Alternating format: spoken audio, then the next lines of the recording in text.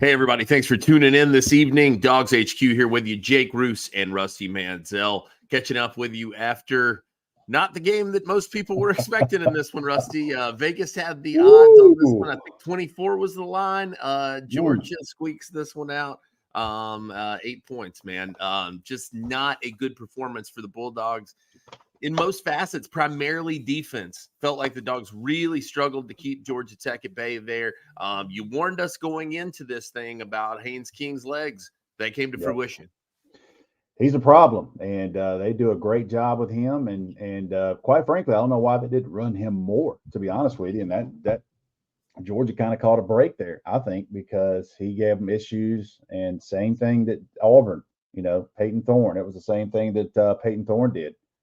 So listen, it is what it is. You come out there with a win, Georgia, another undefeated regular season.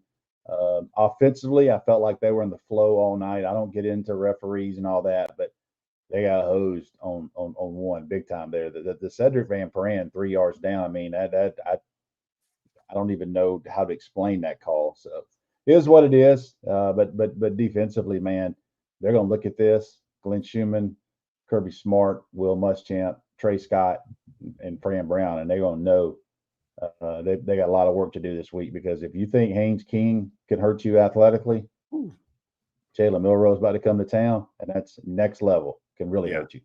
Yeah, he's licking his chops after that performance tonight for Georgia. Sure. Although we mentioned, I think last week that this might be a good tune-up opportunity for Georgia to prepare for some of those looks that they might be receiving. How much of this, Rusty, do you think was just poor play versus just not being up for this game and looking ahead a little bit maybe to next week? What happens is, Jake, what happens in a game like this is you get into a game. You know what I mean? You don't throw a knockout punch. You give them a little momentum. And these are Division I Power 5 athletes. This isn't Ball State. No offense. This is Georgia Tech, who has won some big games this year. So what happens? You get into a game. It's night. It's at home. They're playing with house money and have nothing to lose. And next thing you know, you're in a ball game. A couple of things will go your way. Georgia had 2 turnovers, which is uncharacteristic of them. Georgia Tech had no turnovers. Georgia Tech. Here's the stat of the night. Georgia Tech had 205 yards rushing. That's the most points Georgia has given up in a regular season since November 21 of 2020 versus Mississippi State. So, listen, it is what it is. But I know this staff. I know Kirby Smart. I know those guys. They're going to use this tape, and they're going to start coaching on the bus ride home. They're not going to wait around. You know what I mean? They understand what's at stake next week. They understand who they're playing. They understand they've never. Let me say it again. They've never beaten that team in that building, not once. So that's going to be another thing they're going to talk about all week. So, I will say this though, Kendall Milton, what a hell of a performance from him. And Jake, you got to love to see that guy, because a lot of people, some of us, quite honestly, kind of wrote him off. The kid can't stay healthy. He can't do it. And he has gotten better as the year went on. Yeah, man, these last couple games, you have to feel so good for Kendall, man. He's turning into, and he's really not turning into, he's the guy that everyone thought he was all along. He's just healthy and he's able to do it on a consistent basis. Tremendous night for him. Easily player of the game, in my opinion. No question for Georgia. Had to be.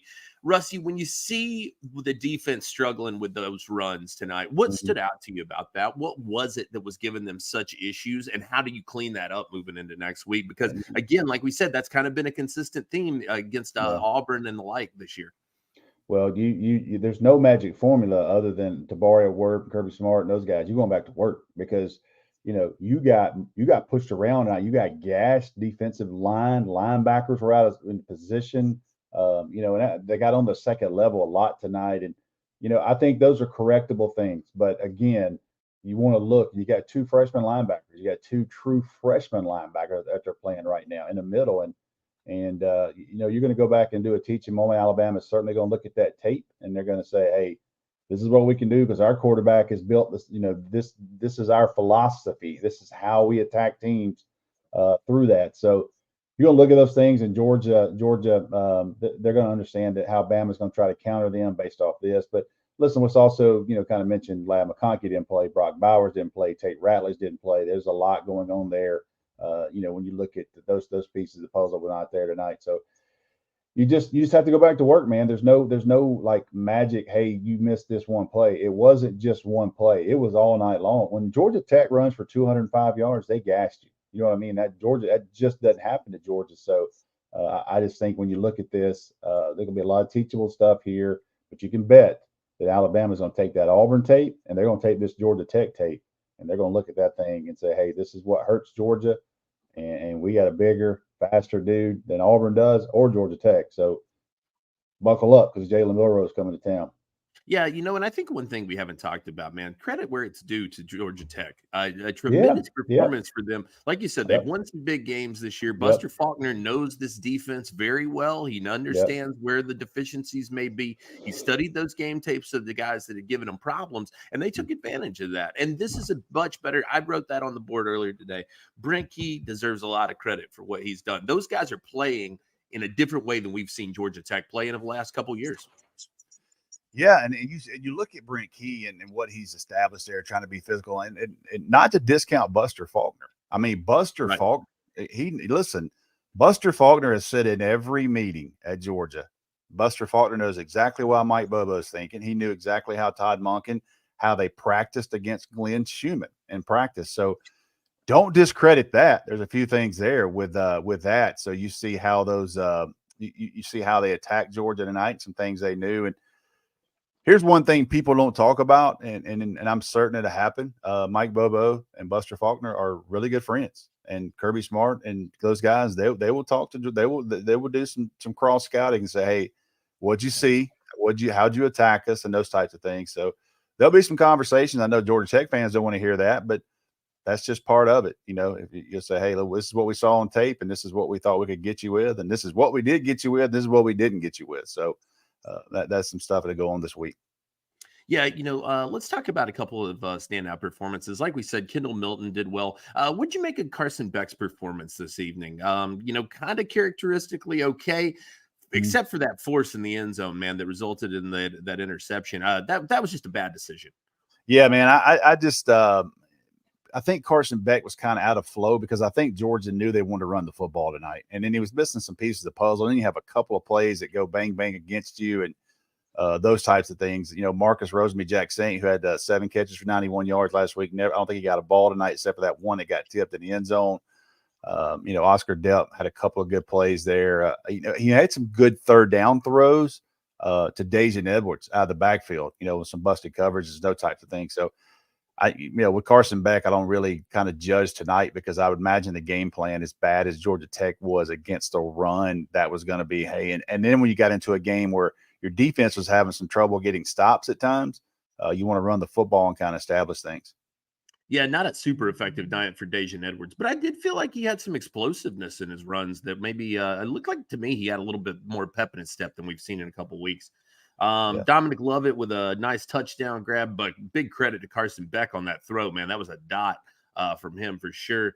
But pretty pedestrian, I guess, on the most of the numbers when you're looking around. 437 total yards. I don't know that I would have believed that if you told me that. That didn't feel like it to me. Defensively, Smile Munden, 8 tackles. CJ Allen, 8 tackles. CJ got taken advantage of a couple times out there, though, too, on some angles. Yep. And I think that they went at him a few times. You know what I mean? And Buster Faulkner, he understands that's a true freshman, and he knows kind of how Georgia does the match pattern stuff. He understands when you get deep into the X and O's for Georgia, he understands, the pattern match, how they're going to do that. And when you switch off at linebackers, he knows where he can cause stress to a true freshman. And he did a couple of times, but listen, he's growing every week. He's getting better every week. And I stand behind it a million times. CJ Allen and Raylan Wilson. Oh, the future inside linebacker for Georgia. Ooh, that's 2 damn dudes right there. Yeah, that's growing pains, man. These guys got a whole offseason coming up, and it's going to be massive.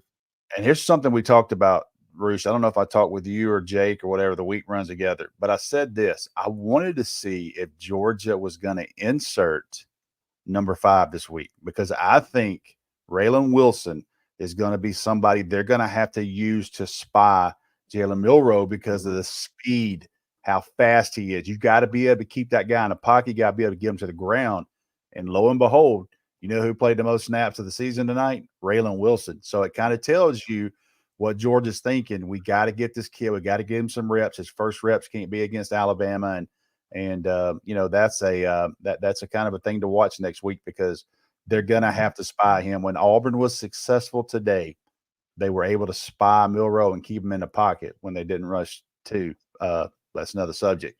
But other than that, you look at how they played him and where they were able to get some gains today against Alabama. It was a spy and keeping that quarterback in the pocket. A lot of frustration, Rusty, but what's the good takeaway here? What did Georgia do well tonight? What can they build off of? And what's the momentum that's going to be able to move into next week coming off of this?